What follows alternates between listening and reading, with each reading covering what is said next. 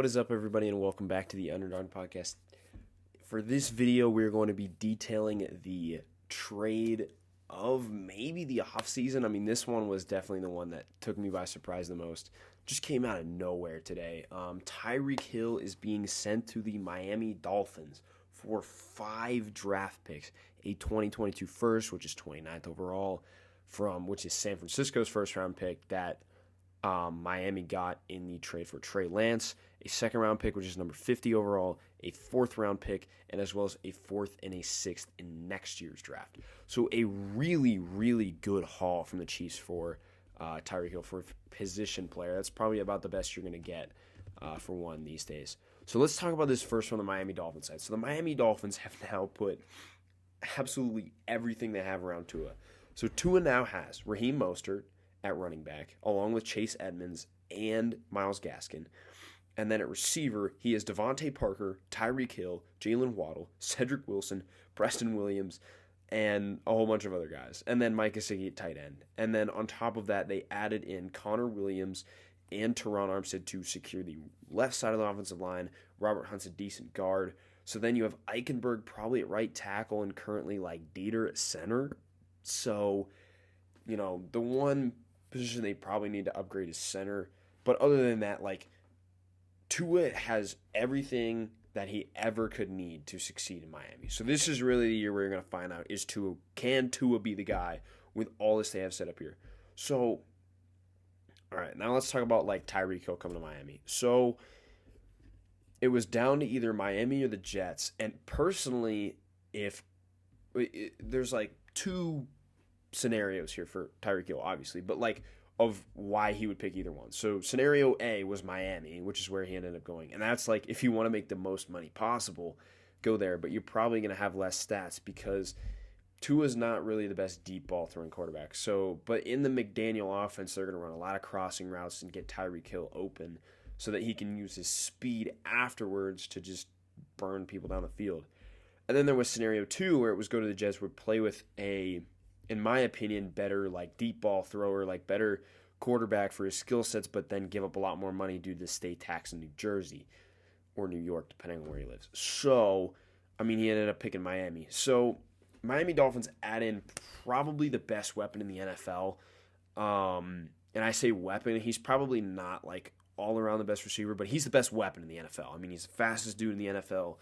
And then you have Jalen Waddle, who's he's no turtle either. He's fast, man.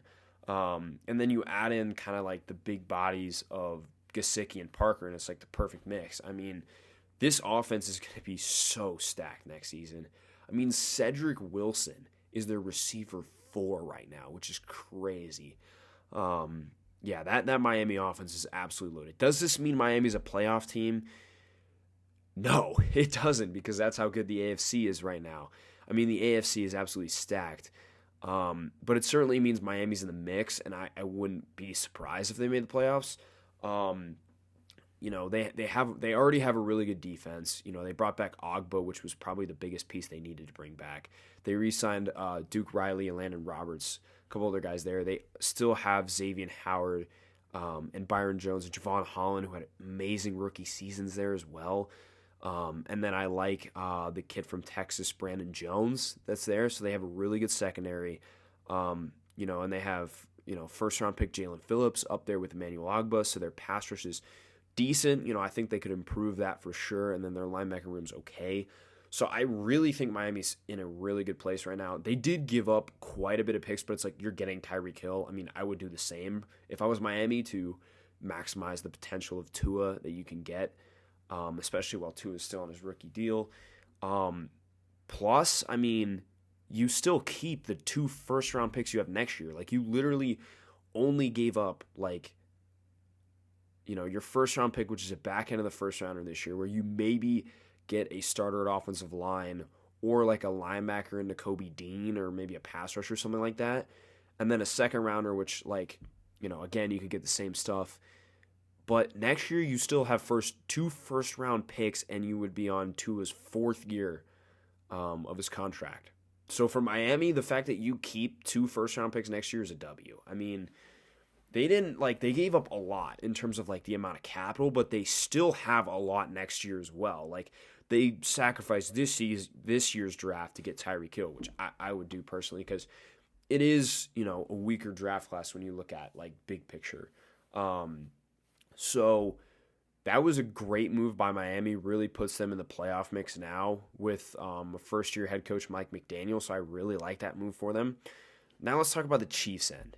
So the Chiefs would not pay Tyreek Hill $30 million, which, I mean, if you look at the way the receiver market was, just like literally last week, Hopkins was like, because Julio got cut. So Hopkins was the lone kind of like standout where he was traded from Houston because he didn't have any guaranteed money left on his contract for like a 2 swapping 4s and David Johnson, which was awful capital. So he had all the leverage in the world to make his deal.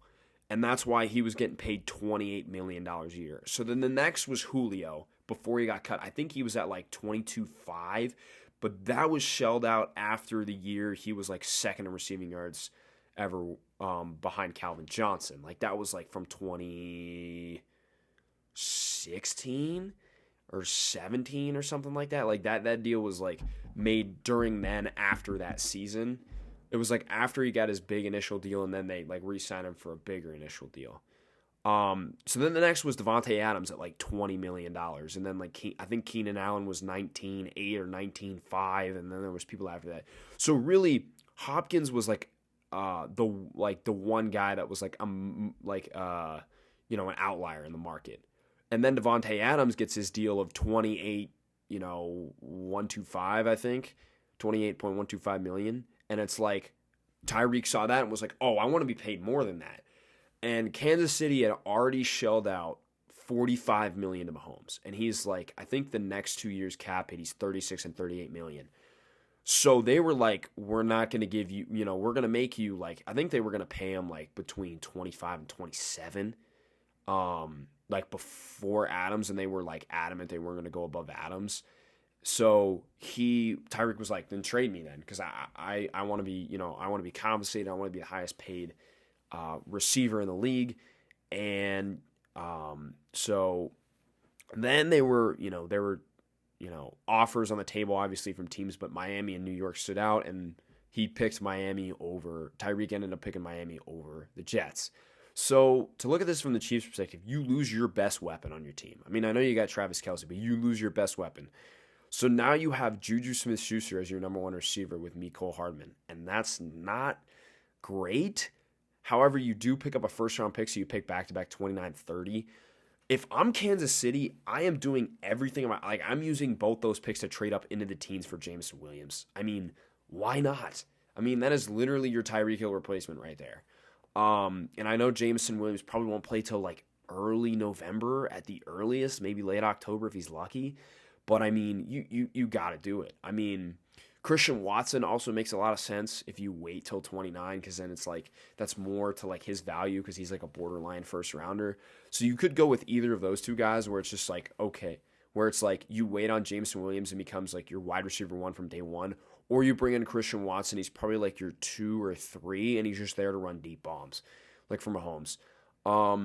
But it's really interesting that the Chiefs just wouldn't pay. I mean, I understand it from like they wouldn't pay him the money, but it's really interesting. Like, I don't care what Tyreek Hill's asking. You pay him that money. I know you would be like cap stricken for like years, but dude, you lose the best weapon in the NFL, and you get good compensation for him. And the Chiefs have been very good drafting. I will say, like, just look at their last draft class: Nick Bolton, Creed Humphrey, what's his face that they got late. Trey Smith. I mean, they know how to draft. So Kansas City's got to hit with these picks, and they got to get guys that are on cheap contracts for sure. I mean, I just can't believe that Tyreek Hill was traded, man. That was nuts. And then there's like, my mind is boggled that some of these teams didn't like sell the house for him initially. Like Philadelphia was the first team that comes to mind. Philadelphia's 3 first-round picks, 15, 16, and 19. They're not going to get you like the top players of this draft. Like, why are you not trading 2, if not 3 of those picks for Tyreek Hill? Like, you get Tyreek Hill, Devontae Smith, and then, I don't know, I guess Pascal or Rager. Like, dude, you were a playoff team last year and you have been sitting on your ass in free agency. Like, why are you not going after like the most premium receiver in the league right now? Like, honestly, like, why? I don't understand why they're not going for him. I mean, that was the first team that came to mind. Some other teams that came to mind, I don't think they would have traded him to Green Bay, and I don't think Green Bay would have given up the assets. The Jets obviously were in it and struck out. I don't think they would have traded him else AFC, but in terms of like NFC teams, so like I talked about Philly, maybe like I know Atlanta's kind of in like a tough spot, but Atlanta, what do you got to lose? Like just say hey, get in the mix for Tyreek Hill. New Orleans should have been in the mix for Tyreek Hill in my opinion. I don't know if they were or not. But they desperately need a receiver. Maybe I'm trying to think. But those are probably the teams that like stand out to me most that probably should have been in this market. Philadelphia especially, because they have no excuse. They have 3 first-round picks that really aren't going to do anything. It's not like they're in the top 10 or anything. Like, they're mid-teens, late teens picks. I mean, so, but yeah, that's my thoughts on the Tyreek Hill trade. It makes Miami definitely a contender for the playoffs. I'm not going to say they are a playoff team because, the AFC is just that loaded. I certainly think this puts pressure on New England, other teams like the Colts, puts teams on them, the Steelers, the Browns. I think all those teams that were kind of in that 5 through 8, 9, 10 range, it puts pressure on them to say, hey, Miami's going out here and making moves. The AFC West is coming out here and making moves. We need to make more moves. Obviously the Colts got, Matt Ryan, but I think they still need to make moves. I think New England still needs to make moves. Cleveland, Pittsburgh, I think those teams need to make moves in order to secure their spot in the playoffs. So those are my thoughts on Tyreek Hill being traded to the Miami Dolphins. I hope you guys enjoyed that video. I will have my mock draft out either this weekend or early next week. I haven't really decided yet. I'm still kind of fidgeting around with all of these moves. So it's going to be really crazy. I'm glad I've been waiting because, hopefully we're done with the first round pick trading, but we'll see how it goes. So my mock draft 2.0 will be coming either this weekend or early next week. But thank you guys for watching. I appreciate all the support. Have a great day, everybody, and peace.